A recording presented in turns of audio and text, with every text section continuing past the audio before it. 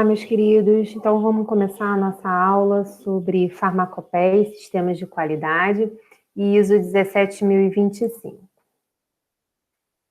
Então, vem comigo. Bom, a preocupação com a qualidade, ela é antiga. Os primeiros parâmetros para estabelecer foram já descritos desde 2000 a.C., né, no Código Hammurabi. Mais tarde, no século XIII, por volta da Idade Média, surgiu o primeiro código farmacêutico na França.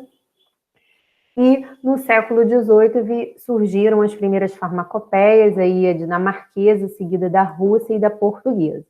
Então, de modo geral, a farmacopeia é um compêndio e vai definir as especificações para controle de qualidade de medicamentos e insumos para saúde. Bom, elas podem ser ditas oficiais quando são elaboradas pelas autoridades sanitárias do governo. No caso, a nossa farmacopeia brasileira, ela é oficial, porque ela é elaborada pela Anvisa, que é um órgão que pertence ao governo.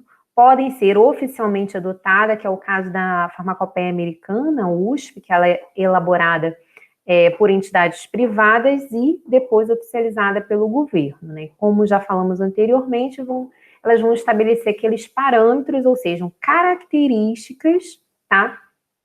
Que são fixadas para, como critério, né, de qualidade, não só dos medicamentos, que são os produtos acabados, mas também para as matérias-primas, e assim com os respectivos métodos de análise para verificar esses parâmetros, tá? Os métodos descritos na farmacopeia, eles não são os melhores, nem os mais avançados. Às vezes vocês encontram em artigos científicos métodos mais avançados, tá? Mas eles são oficiais e numa situação, né, baseada em decisão, em caso de dúvida ou litígio, são aceitos, tá? Então, hoje, a nossa farmacopeia brasileira, ela está na 6ª edição.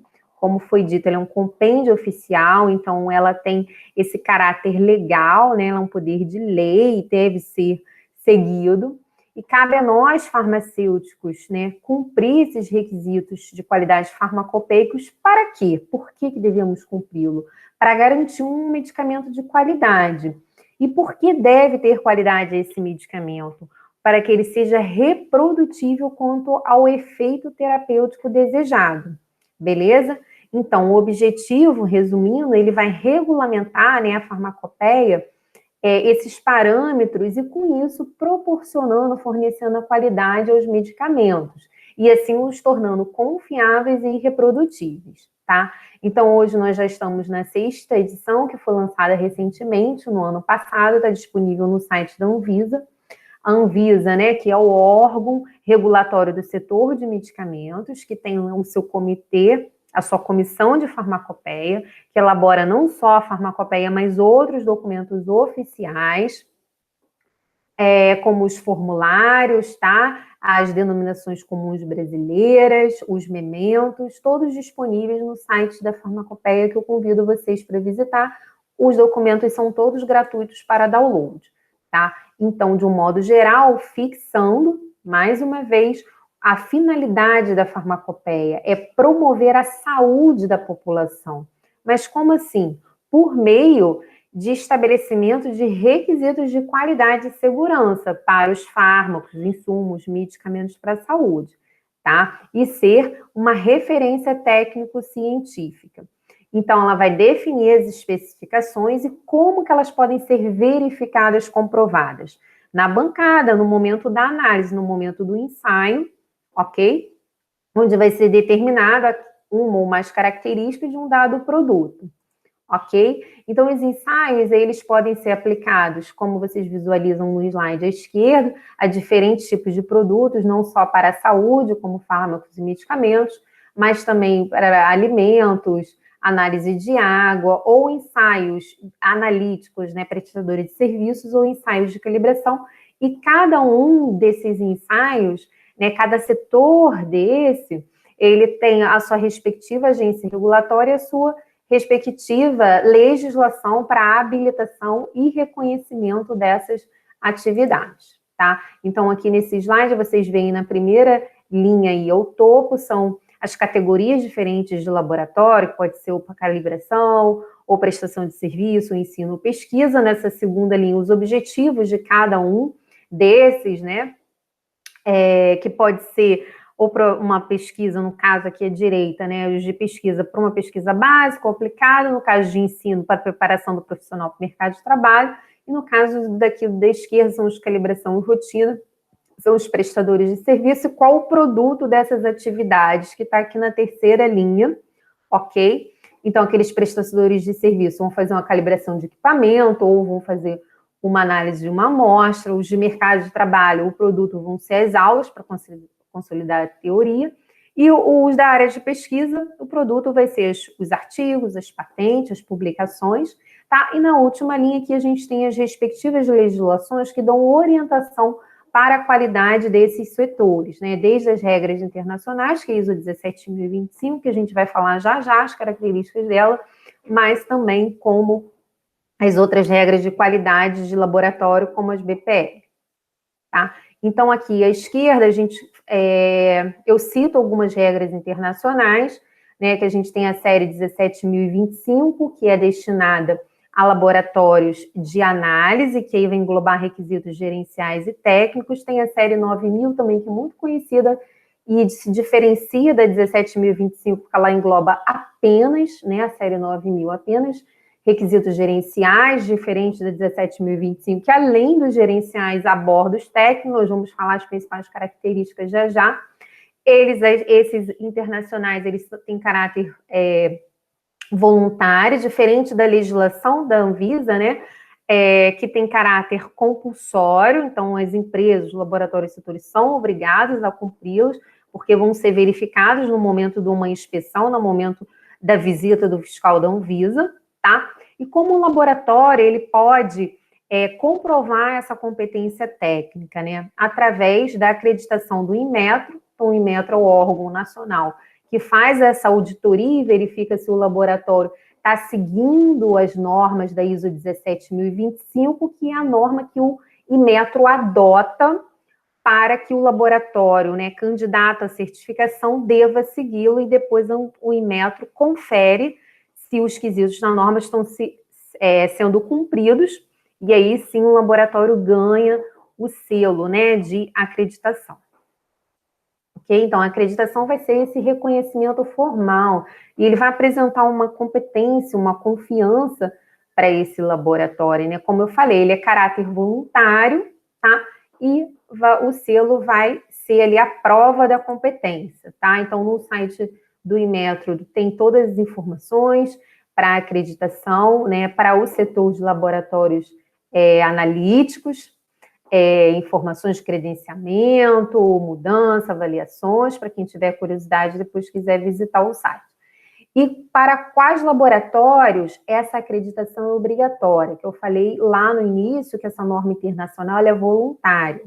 Mas para os laboratórios que são da rede REBLAS, que é essa sigla aqui à esquerda baixa, Rede Brasileira de Laboratórios Analíticos em Saúde, a habilitação pelo Inmetro é obrigatória. Por quê? Vamos citar um caso em que uma empresa no passado produziu pílulas de farinha, e essas pílulas anticoncepcionais de farinha, no mercado, as mulheres que fizeram uso, né, engravidaram. Isso levou, né, a um problema judicial sério, e quem faria essa análise oficial, né, de contraprova seria um laboratório oficial, que são os laboratórios da rede REBLA, cuja respectiva RDC da Anvisa está como obrigatório eles serem habilitados, tá? Pela norma ISO 17025, ok? Então, no site da Anvisa, vocês têm um painel dinâmico que vocês conseguem localizar os laboratórios da rede REBLA pelo Brasil todo, nos diferentes setores, ou de alimento, ou de produtos para saúde, ou cosméticos, ou derivados do sangue, tá? Então, como a gente falou, esses laboratórios podem ser públicos ou privados, eles são habilitados, vão oferecer serviços de qualidade, tá? Prestadores de serviço vão realizar esses ensaios de controle de qualidade. Ele tem a sua resolução específica, que foi atualizada agora esse ano, tá? Pela RDC 390 de 2020, que lá tem todos os critérios e quesitos para a habilitação do laboratório na rede REBLAS.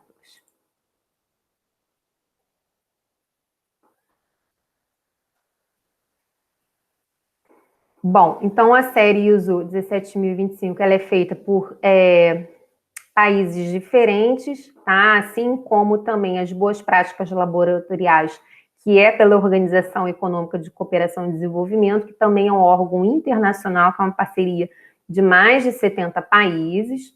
Então, fixando, né, o porquê a importância de acreditar um laboratório, né? Só quando ele é oficial, não, né? Ele vai inspirar uma confiança nesse produto, né? Então, a princípio pode ser trabalhoso, mas no final você vai ter um produto, né, com selo, isso inspira confiança no produto, né? E você vai ter um diferencial no mercado, aumentando a liberdade de escolha do consumidor. E aí, no caso, para os laboratórios analíticos, né, como eu já falei anteriormente, a respectiva norma é a 17.025, onde descreve alguns requisitos mínimos, que nós vamos falar aqui rapidamente as principais características, tá? E eu convido vocês depois para fazerem a leitura destes com calma. Nós vamos citar algumas palavras-chave, fazer o comentário e vocês leem com calma. Então, de modo geral, ela engloba os requisitos de gestão, de gerência e administração, e aí vai desde o controle de documento, até análise crítica dos pedidos, quanto também aspectos relacionados à contratação, à aquisição de serviços, a atendimento ao cliente, a reclamações, ações corretivas e preventivas, controle desse documento e a própria fiscalização interna, que seria essa auditoria interna. Deve estar prevista. E tem também não só esses aspectos gerenciais, administrativos, que são os requisitos, né, do item 4 da norma, mas nós também temos os requisitos do item 5, que são os requisitos técnicos mais específicos, e eles vão englobar desde os aspectos relacionados aos funcionários, né, que é o quesito pessoal, também aspectos relacionados ao ambiente, a parte de calibração e validação dos métodos, equipamentos, o quão rastreáveis são essas medidas, aspectos relacionados à amostragem, a garantia de qualidade desses resultados fornecidos por essa análise e orientação quanto à apresentação. E aqui é interessante vocês visualizarem nesse slide, que ele tem uma imagem bem interessante, que à esquerda você tem os requisitos da direção, gestão e administração, e à direita os requisitos técnicos, né? Eles estão em paralelos. E essa é uma imagem que compromete a implementação efetiva da norma no laboratório, né? Eles não devem correr em paralelo. Na segunda imagem, mostra de forma mais ilustrativa, didática, de como realmente deve ocorrer essa implantação da norma, em que todos os requisitos gerenciais e administrativos, que são do item 4, estão entrelaçados e emaranhados com requisitos técnicos, ou seja, eles não correm separados em paralelo, correm juntos, unidos, tá? Onde cada um tem um papel importante na qualidade do todo. Ok? Então, vamos falar agora rapidamente alguns aspectos do item 4, que é de gestão, e que ele começa falando da questão de pessoal, tá? Onde deve ter, né, políticas para assegurar a questão de proteção das informações, a estrutura de organização dos funcionários, ela tem que estar bem definida, não só de organização, mas como também de gerenciamento, tá? Esses funcionários, eles têm que ter uma supervisão adequada e eles têm que ter a consciência de que as suas atividades são importantes e pertinentes no todo, na qualidade do todo, é o espírito de trabalhar em equipe, né? E a direção, ela tem que assegurar uma boa comunicação entre esses funcionários relacionados à eficácia, tá, do sistema. Ainda relacionada à gestão, eles têm que implantar esse sistema de gestão de qualidade muito bem documentado e para tal é elaborado um manual que nós vamos ver na nossa segunda parte da aula, que vocês vão fazer uma atividade prática, elaborando um manual, em que esse manual, a empresa, ela registra ali qual é a sua política, qual é a sua missão, qual é o seu objetivo, né, o que ela se compromete, como é feita essa melhoria, vamos ver melhor com mais detalhes depois. Relacionados aos documentos, eles têm que ser todos controlados, com rastreabilidade, elaborados por funcionários autorizados, devidamente certificados, aprovados quanto à elaboração e emissão. As alterações, elas têm que ser analisadas e aprovadas. Aqui vocês têm um exemplo ilustrativo de como controlar esses documentos. Pode ser feita uma lista mestra, onde cada documento tem o seu respectivo código e título, data de revisão e criação, tá? E assim você tem uma rastreabilidade e um controle mais efetivo desses documentos. Em relação à análise crítica de pedidos, que é um outro requisito da gestão, né? Crítica de pedidos ou propostas, né? Eles têm que ser documentados e atender, né? Entender os requisitos solicitados pelo cliente, tá? Em relação aos métodos de ensaio, eles têm que ser mais apropriados à amostra do cliente, né?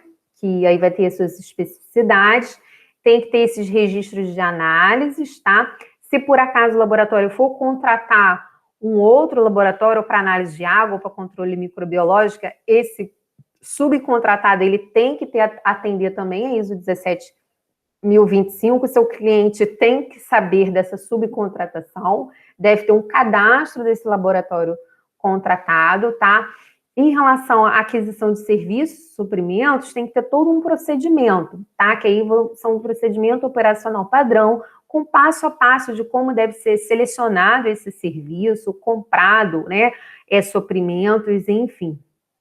E que devem ser, né? No caso de suprimentos, reagentes, verificados antes de serem usados, né? Que é o momento que eles ficam em quarentena, que eles estão sob análise para serem liberados antes do uso, né? Que aí você está garantindo a qualidade quando você mantém a rastreabilidade de todas as etapas do processo, tá? Então, aqui tem um quadro geral dos principais aspectos que podem impactar relacionados, né, ao fornecimento externo, né? Então, tem que avaliar a qualidade desse fornecedor, tem que ter uma qualificação, essa qualificação tem que ser registrado, tem que ter um procedimento operacional, né, um POP, para compra, recepção e armazenamento desses materiais, não devem ser utilizados antes de serem inspecionados, ok? E os fornecedores com registros, tá?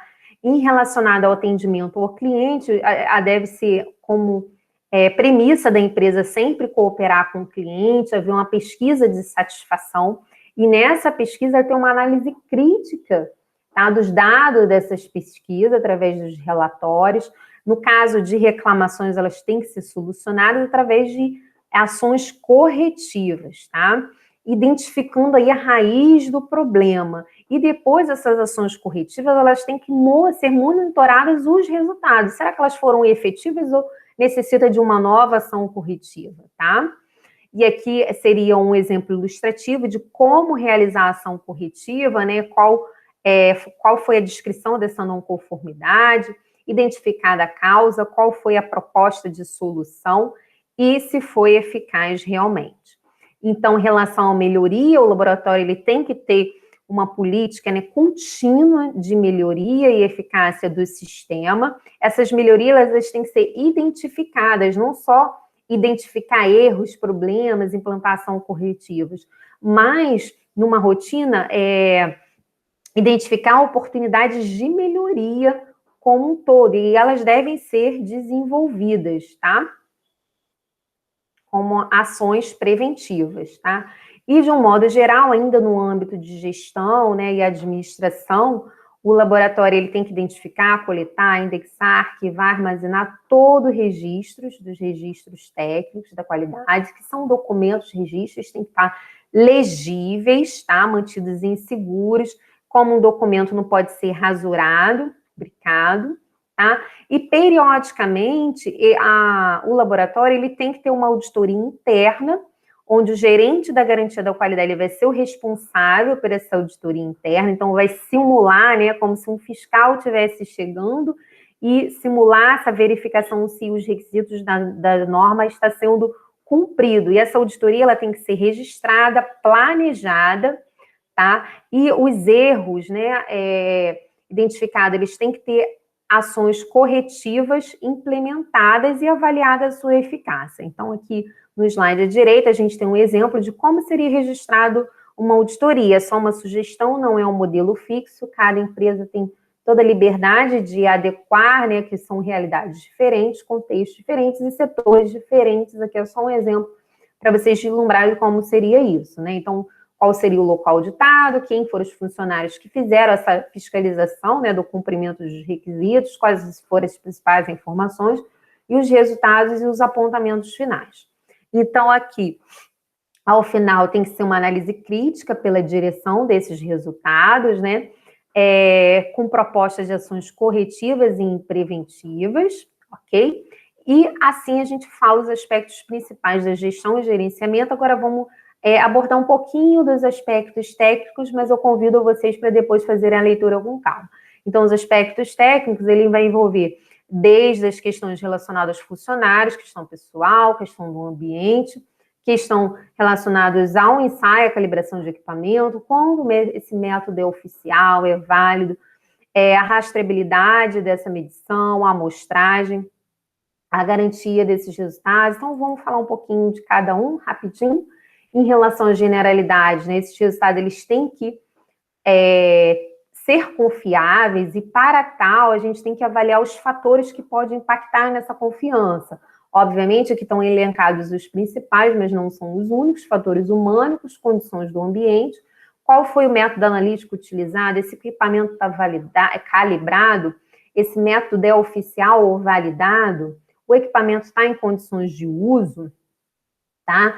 Em relação à amostragem, ao manuseio dos itens. Então, vamos falar um pouquinho sobre isso, começando pelos aspectos humano, pessoal, né? Os funcionários, eles têm que ter treinamento, formação, experiência, e o laboratório, ele tem que ter essas qualificações periódicas devidamente registradas, tá? Então, a qualificação, como mostra nesse slide, ela tem diversos fatores agregados a ela, não somente a formação, mas a experiência daquele indivíduo, tá, naquela atividade, o treinamento que ele tem contínuo e o desenvolvimento das suas habilidades, ok? Aqui ela pode ocorrer de 4 fases, né, onde você define as necessidades de treinamento para aquela realidade, para aquele contexto. O treinamento ele deve ser planejado, realizado e os seus resultados avaliados, ok? Em relação às questões do ambiente, ele tem que ser monitorado, controlado e registrado. Então, controle de temperatura, de umidade, com seus devidos registros, as áreas separadas, tá, com acesso controlado, limpas e arrumadas. E nesse slide vocês veem os principais aspectos que podem impactar significativamente no ambiente, né? Desde a limpeza, desde o acesso, desde o controle de temperatura, umidade, desde do acesso ao ambiente, das condições, do monitoramento, tá? Da amostragem. Enfim, em relação a outros quesitos mais técnicos, são mais voltados para a validação, né, do método analítico. Então, o método analítico, se ele estiver descrito na farmacopeia, ele é considerado oficial, tá? Então, ele é um método normalizado. Agora, se a empresa desenvolveu um produto novo, ainda não tem monografia, ela pode desenvolver o seu método analítico e depois ela tem que validá-lo, tá? Vocês vão ter uma aula só de validação de método analítico. Então, durante a validação do método, que vocês vão ver mais tarde, vão avaliar vários quesitos de exatidão, precisão, robustez, linearidade, especificidade, estimativa de incerteza, tá? E essa validação, ela tem que ser feita com padrões de referência, né? Ser comparado com resultados desse mesmo método em outros laboratórios, com avaliação crítica. Agora, aspectos relacionados ao equipamento, a gente está falando em relação ao método de análise, agora em relação ao equipamento, ele tem que fornecer dados com exatidão, tem que ser operado, né? Operado ali por funcionário capacitado, autorizado, tá?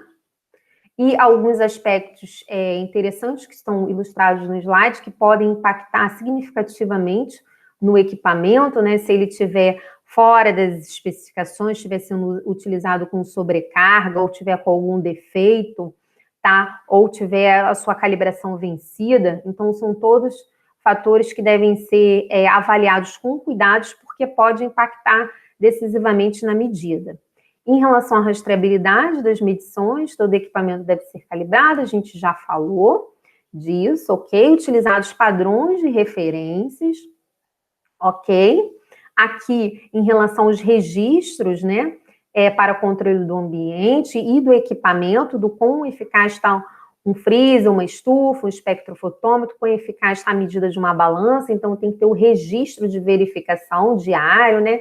No caso de uma estufa, sua temperatura, no caso de uma balança, a sua medida de massa, utilizando pesos de referência, ok? Em relação à amostragem, o laboratório tem que ter um plano procedimento de amostragem, que vai variar de acordo com o tamanho do lote, com as características também do produto que trabalha. Em relação aos itens e ensaios de calibração, né, eles têm que, no ato de recebimento desses itens, deve ser registrado qualquer anormalidade e desvio, e a garantia da qualidade desses resultados, o laboratório deve monitorar, tá? Através do uso de referências certificadas, comparar com resultados de outros laboratórios, ok? E aqui, um modo geral, é um resumo desses principais impactos na garantia de qualidade quanto aos aspectos técnicos, né? Que foram os aspectos que nós citamos, né? Desde relacionar ao aspecto pessoal, em relação aos métodos analíticos utilizados, aos equipamentos, às condições do ambiente, a confiança, né? O quão confiáveis são esses resultados, e se há reclamações, tá? No caso de sim, se houve ações corretivas devidamente implantadas e medidas preventivas também. Ok? E os resultados, eles têm que ser apresentados através de um relatório, né, bem detalhado, com sua exatidão, clareza, objetividade, com uma linguagem que não seja ambígua, ok? E com isso a gente termina essa primeira parte da aula.